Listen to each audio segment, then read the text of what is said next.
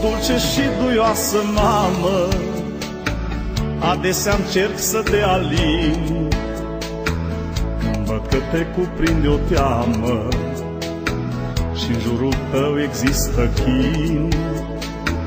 Te văd cu ochii plini de lacrimi, cu gândul fredon în plin veac, și mă gândesc la câte patimi n-ai reușit să ai un leac.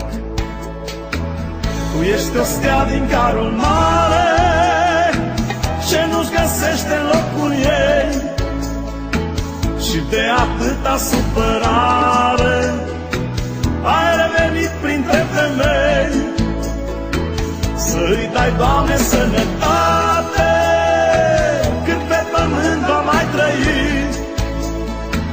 și de dureri să o ții departe în anii care vor veni.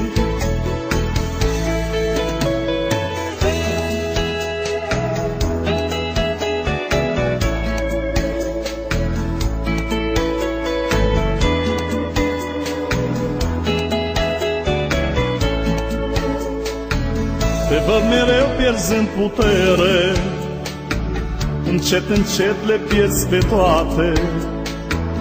Mereu ești soră cu durerea și în divorț de sănătate. Deși n-aș vrea să știu ce crezi când te zăresc atât de tristă, mă tem că mâine o să pierzi ce astăzi încă mai există. Tu ești o stea din carul mare, ce nu-și găsește locul ei, și de atâta supărare ai revenit printre femei. Să-i dai, Doamne, sănătate, cât pe pământ va mai trăi, și de dureri să o ții departe